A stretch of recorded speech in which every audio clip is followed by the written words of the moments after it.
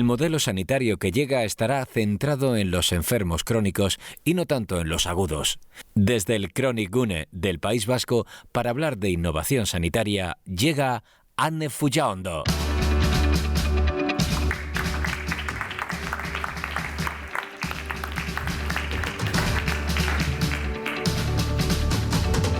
Hola, muy buenos días a todos.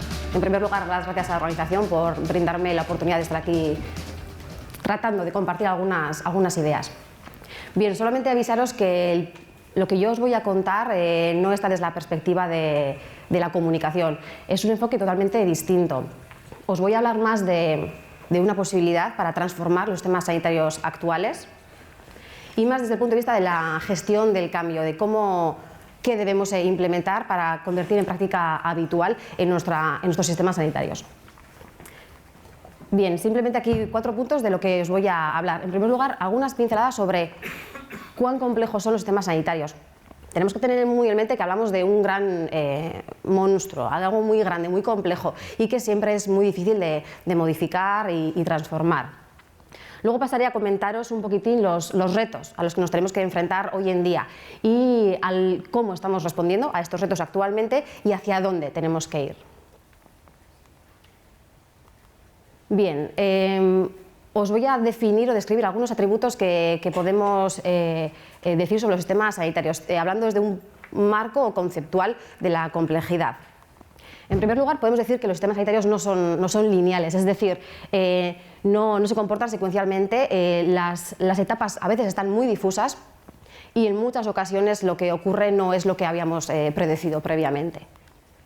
Además, estamos en cambios constantes y permanentes. Los sistemas sanitarios son dinámicos, no estáticos, con lo cual hay muchos cambios a los que tenemos que prestar muchísima atención. Y como todos podemos entender fácilmente, hay muchísimas interconexiones. ¿Esto qué significa? Hay numerosos actores, gestores profesionales, pacientes, cuidadores, la comunidad, muchísimos que interactúan entre ellos. ¿Y qué ocurre? Que cualquier acción que uno de ellos desempeña tiene efecto en el resto. Incertidumbre. No podemos saber lo que va a ocurrir. Muchísimas veces cuando tratamos de implementar un cambio en los sistemas sanitarios no ocurre como lo habíamos planificado. Entonces siempre tenemos ese halo de incertidumbre. Y por último, la relación con el tiempo. Muchísimas veces los resultados que obtenemos a corto plazo no son necesariamente iguales a los que vamos a tener a largo plazo. Incluso a veces pueden ser totalmente opuestos, con lo cual todos esos atributos tenemos que tenerlos muy en mente para saber que de lo que vamos a hablar ahora, de lo que queremos transformar, es algo muy, muy complejo. Bien, respecto a los retos, los he agrupado en 4 grandes grupos. Los retos demográficos, los epidemiológicos, sociales y económicos. Y ahora entramos un poquitín en detalle con cada uno de ellos. Bien, los retos demográficos. Bueno, todos sabemos que las poblaciones de los países desarrollados están envejeciendo. Es decir, este es el caso de España, con datos de 2015. La pirámide está dejando de ser una pirámide, es decir, desde el baby boom que hubo por los 70, 80, lo que ha conllevado es que la población de entre 35 y 50 años es la más numerosa. Y la población tiende a envejecer y esto tiene unas consecuencias que veremos un poquito más adelante. Además, gracias a avances en la tecnología, en los fármacos y en cómo tratar y gestionar a los pacientes, la esperanza de vida también ha aumentado muchísimo. Estamos en torno a los 80 años, con algunas diferencias entre regiones, etc. Pero bueno, este es uno de los retos a los que nos tenemos que enfrentar hoy en día. Además, ¿qué ocurre? Que existen retos epidemiológicos. Este es un gráfico del País Vasco, pero bueno, es replicable a la mayoría de las regiones europeas. ¿Qué está ocurriendo? Que los enfermos crónicos mayores de 65 años cada vez son más. Por ejemplo, un dato, hoy en día en Euskadi, el 38% de la población vasca tiene al menos una enfermedad crónica y se estima que para el 2040 ese número se duplique. Esto acarrea más consecuencias para los sistemas sanitarios. ¿Por qué? Porque los pacientes crónicos no se curan, digamos, tienen que aprender a convivir con sus enfermedades, con lo cual van a frecuentar mucho la atención sanitaria y la respuesta que les demos tiene que ser de acuerdo a sus necesidades. Los retos sociales. Lo sabemos, las expectativas de la ciudadanía han cambiado. No hablo ya solamente de los pacientes, ¿no?, sino de la sociedad en sí. Y voy a hablar por qué, digamos. Ha habido tres grandes transiciones, por decirlo de alguna manera, que en algunos casos incluso podríamos hablar de revoluciones, ¿no? En primer lugar, la transición educativa. Afortunadamente, el nivel de estudios de las poblaciones, la población española, por ejemplo, está mejor preparada, el nivel de estudios es mayor, con lo cual es más exigente y demanda cosas que anteriormente no se demandaban. Además, como ya hemos oído a los ponentes anteriores, hay una transición tecnológica, es decir, estamos rodeados de dispositivos que brindan muchísimas oportunidades y todo ello hace que tengamos más acceso a la información, etc. Y esto es algo que tenemos que tener en cuenta. Y por supuesto la transición mediática, que este evento, por ejemplo, es un ejemplo de ello. Cada vez se habla más de salud y de los sistemas sanitarios en las redes sociales, en los distintos medios de comunicación. ¿Y esto a qué conlleva? A que la ciudadanía de hoy en día tenga acceso a más información, gracias a las TICs, digamos, tiene mayor consciencia de su salud y, en consecuencia, solicita mayor capacidad de elección, es decir, quiere participar en la toma de decisiones con los profesionales. Ya no solamente queremos ir a nuestro médico y que nos recete, nos diga cuál es nuestro tratamiento o terapia, queremos que nos lo cuente, que lo compartamos, lo discutamos y que tomemos decisiones compartidas. Y esto es lo que está ocurriendo hoy en día.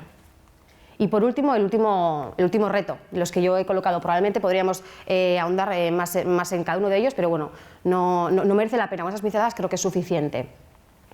Todos sabemos que la inversión en todo, en general, pero especialmente en salud, ha decrecido debido a la crisis económica que estamos sufriendo desde hace unos años. Sin embargo, el gasto ha aumentado. ¿Por qué? Por varias razones. Aquí he escrito algunas de ellas. La introducción de nuevas tecnologías en hospitales, atención primaria, etcétera, hace que el gasto se incremente. También tenemos nuevos procedimientos quirúrgicos que son más costosos que los que teníamos previamente. Nuevos fármacos que también encarecen, el gasto, digamos, de la atención sanitaria se incrementa, y este punto, que es de lo que yo más me voy a focalizar, es que tenemos más cronicidad, tenemos más enfermos crónicos debido a la evolución demográfica y la evolución epidemiológica. Y como he comentado, estos enfermos crónicos van a ser crónicos siempre y van a frecuentar mucho la atención sanitaria, con lo cual va a repercutir mucho en el bolsillo de los sistemas sanitarios. Se gasta mucho con los enfermos crónicos, con lo cual esto es algo que tenemos que tener en mente. Con lo cual, ¿qué ocurre? Que esta balanza está totalmente desequilibrada y si no hacemos algo aquí, estamos yendo hacia sistemas sanitarios completamente insostenibles. ¿Y cuál es la respuesta que estamos dando actualmente a estos retos que he mencionado? Por un lado, tenemos atención sanitaria, tenemos sistemas sanitarios que están focalizados en la enfermedad, es decir, cada clínico habla de su enfermedad, no del conjunto, no de la persona, digamos, y todo lo que esa persona padece, ya sea, y cuando digo hablamos de salud, pero dentro de la persona no solamente hay determinantes de salud, también hay una parte social, emocional, etc. Actualmente los sistemas sanitarios se centran generalmente en la enfermedad. Están centrados en los profesionales, es decir, son ellos, digamos, o bueno, es la atención sanitaria, los profesionales sanitarios quienes deciden, en base, por supuesto, a protocolos, etc. Pero no se tiene en cuenta tanto la opinión del paciente, el cuidador, el ciudadano, al fin y al cabo. Tenemos pacientes pasivos, es decir, nosotros vamos como paciente a donde nuestros médicos y esperamos a que nos digan qué hacer. Normalmente vamos cuando nos pasa algo, es decir, no somos conscientes tanto de nuestra salud como para prevenir descompensaciones, problemas, etc. Hablamos también de contratos episódicos, es decir, no se hace un seguimiento de la evolución de las enfermedades crónicas. Normalmente, por ir a extremos, vamos a donde nuestros médicos y nos tratan ese episodio en concreto, la razón por la que hemos acudido a ellos. Sin embargo, no se coge la perspectiva, digamos, la globalidad de la enfermedad o las enfermedades que padece esa persona. Y además estamos siempre pensando en la productividad de los sistemas sanitarios, más que en eficiencia, más que en optimizar los recursos que tenemos y que, como he comentado antes, empiezan a escasear. Con lo cual hay un anacronismo muy significativo entre los retos actuales que he comentado, económicos, sociales, epidemiológicos y demográficos, y la respuesta que estamos dando. Es decir, la provisión de asistencias, hay una fragmentación asistencial muy clara, una falta de comunicación que luego veremos. La actitud de los sistemas sanitarios es paternalista, es decir, yo, sistema sanitario, te digo a ti, paciente, lo que debes hacer, sin tener en cuenta tus expectativas, opiniones, emociones, etc. y es reactiva, es decir, no tenemos a los pacientes bajo nuestro radar, por decirlo de alguna manera, viendo cómo evolucionan, sino que esperamos a que vengan, les esperamos en nuestras consultas, en nuestros despachos, y esperamos a que vengan para que nos cuenten qué les ocurre, ¿no? Pero no les estamos vigilando para tratar de evitar descompensaciones. Con lo cual, uno de los mensajes que os quería dar hoy es que la transformación, obviamente por lo que estáis viendo, es necesaria, eso es algo que a nadie se le escapa, es algo claro. Pero por dar un toque positivo, también deciros que es muy posible, y aunque hoy no voy a hablaros de casos concretos que se están dando tanto a nivel estatal como en Europa, Estados Unidos, etc., es posible y se está dando. Hay ejemplos muy bonitos y ahora os voy a dar algunas pinceladas sobre cómo podemos ir transformando los sistemas sanitarios. Bien, allá por el 2007, más o menos, en Estados Unidos se definió un concepto que es la triple meta, y es un marco conceptual, digamos, que tiene como objetivo alcanzar 3 objetivos simultáneamente. Estos objetivos son, por un lado, la salud poblacional, lo que se denomina experiencia del cuidado, ahora os doy alguna explicación sobre cada uno de ellos, y la tercera meta es el gasto per cápita. Bien, por salud poblacional, ¿qué entendemos? Que tenemos que mejorar la salud de nuestra población y tenemos que centrarnos en el bienestar de esas personas, y por bienestar englobamos todo, no solamente la salud, sino también los aspectos sociales, comunitarios, emocionales, etc. Y tenemos que hacer énfasis en la promoción de la salud, no esperar a que todos nos convirtamos en pacientes, sino invertir en aquellos que son sanos y tratar de que no se conviertan en pacientes o retrasar la aparición de estas patologías. Experiencia del cuidado. Lo que necesitamos es proporcionar una atención a nuestros pacientes que sea segura, eficaz, oportuna y equitativa, y de manera consistente, es decir, que no fluctúe, que no durante una temporada demos una atención adecuada y luego eso vaya modificándose y empeorando.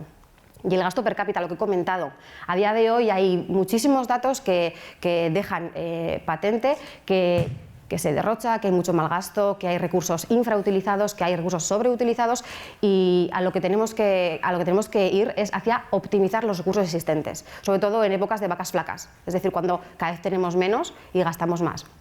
Tenemos que ser más eficientes.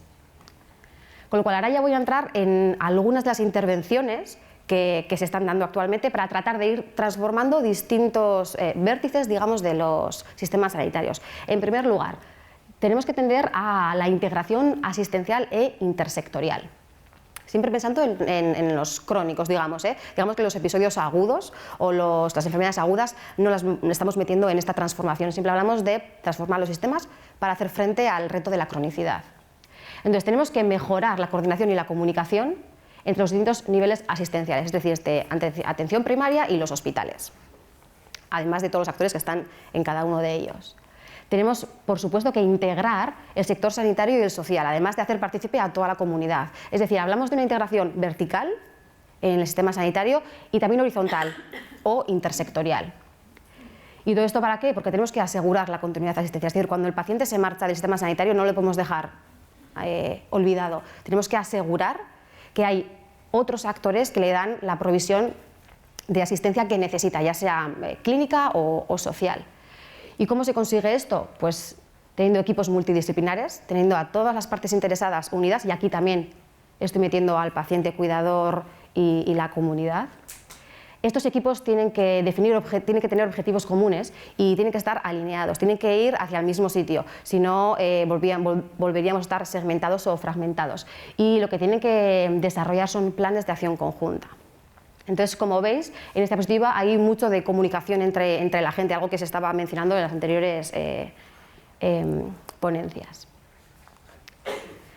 Algo que se llama la estratificación poblacional. Esto sería, digamos, hacia dónde tendríamos que ir. Actualmente estamos hablando de que se nos trata por situaciones clínicas muy concretas, y a lo que tendríamos que tender es a tener una estratificación poblacional. Esto significa que tenemos a los pacientes de una región, de una comarca, de una área geográfica concreta, estratificados, distribuidos en distintos segmentos según sus características clínicas, sociales, el número de ingresos, etc. Hay muchas metodologías para hacer este tipo de estratificaciones.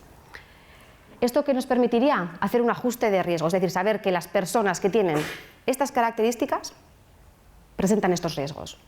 Y esto nos permite desarrollar e implementar intervenciones adaptadas a estos riesgos y a estas necesidades.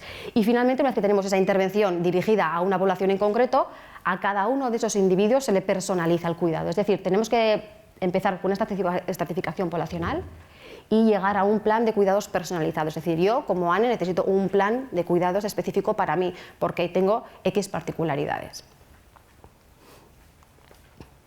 Otro punto que es muy importante a la hora de pensar en cómo transformar los sistemas sanitarios es la prevención y la promoción. Promoción de la salud y prevención de enfermedades. ¿Para qué? Para evitar, como he comentado antes, evitar el desarrollo de la aparición de dolencias crónicas, o al menos retrasar su aparición, porque a veces que es impepinable, digamos, va a ocurrir sí o sí. Y luego, por supuesto, mejorar la calidad de los pacientes, que a veces se nos olvida, ¿no? Cuando hablamos de transformar el sistema, no hay que pensar que estamos hablando siempre de personas. Y el objetivo final tiene que ser mejorar su calidad de vida. ¿Y cómo podemos hacer esto? Pues en primer lugar tenemos que actuar de forma proactiva, hablo desde el punto de vista de los sistemas sanitarios y de manera más intensa sobre los factores de riesgo y, por supuesto, priorizar actuaciones en el ámbito local. Por algunos ejemplos, como promoción de salud, hablamos de informar a las personas pacientes, a formarles. En cuanto a la prevención, hablamos de campañas de seguimiento, diagnósticos precoces, campañas de vacunación, por ejemplo. Son ese tipo de acciones en las que tenemos que hacer hincapié. Bien, algo muy importante también a la hora de querer mover el sistema actual a ese sistema ideal que sea capaz de hacer frente a los retos mencionados es el empoderamiento del paciente y también del cuidador, porque muchas veces nos olvidamos del cuidador, que a veces es quien asume toda la carga y quien realmente está en el día a día y tiene que gestionar la enfermedad de la persona a la que acompaña. Entonces, ¿qué es lo que queremos que las personas, los pacientes sean? ¿Cómo queremos que sean? Pues por un lado, que sean capaces de autogestionar y autocontrolar sus patologías. Queremos que sean proactivos, no queremos que estén en sus hogares esperando descompensarse y entonces cuando se sienten mal acuden al médico, digamos. Queremos que sean capaces de ir viendo su evolución y que antes de que se descompensen de una manera grave, acudan ya al médico, no esperen de una manera pasiva y estática en casa. Queremos que participen, como hemos comentado antes, en las decisiones, que hable con su médico, que le cuente sus inquietudes, expectativas, opiniones y de esta manera tomen decisiones compartidas. Siendo consciente de tu salud, al final vas a conseguir que todas las intervenciones que se pongan en marcha sean mucho más efectivas. Y queremos que, digamos, el nivel de alfabetización en salud aumente en la ciudadanía. ¿Esto qué significa? Que podamos leer temas de salud, los podamos entender, podamos discernir o discriminar entre algo que es real, no es real, es decir, que podamos debatir y entrar en esa discusión con nuestro médico. Para eso necesitamos estudiar, formarnos y nos tienen que dar facilidades para ello. ¿Y qué se les pediría, digamos, a la parte más profesional? Pues por un lado que sean más comprensivos, que no piensen, bueno, viene un paciente, tengo 5 minutos, hago ABC y ya está, no, que piensen un poquitín en que es una persona que tiene muchísimas preocupaciones y hay que escucharles, comprenderles y actuar en consecuencia. Para ello es muy importante que los profesionales estén formados para que desarrollen aptitudes para ser más comprensivos, empatizar con los pacientes o los cuidadores y poder dar la formación necesaria a sus pacientes. Y por último tenemos que tener profesionales predispuestos a hacer todo esto. Profesionales, digo, y muchas veces no solamente ese profesional, sino los mesogestores o gestores o políticos que están por encima, que son quienes a veces se marcan las directrices de hacia dónde vamos. Bien, otro punto importante, y esto va enlazado a lo que se ha ido comentando en la anterior ponencia, es la incorporación de la tecnología. No voy a ahondar mucho, pero bueno, solamente comentaros que hay mucha tecnología muy útil, muy válida y que nos puede ayudar a hacer muchísimas cosas. Por ejemplo, en cuanto a la coordinación asistencial, que es tan necesaria para evitar esa fragmentación. Aquí os he puesto algunos ejemplos de cosas que hay ya, que funcionan muy bien y que nos ayudan a coordinarnos mejor entre profesionales. La historia clínica electrónica unificada, donde todos ven lo mismo del paciente, toda la información está volcada en el mismo sitio y todos sus profesionales acceden a la misma información. La prescripción electrónica también es un avance. Hay muchos sitios donde hay sistemas de videoconferencia para que haya sesiones clínicas, por ejemplo, entre distintos profesionales alejados y lo puedan hacer.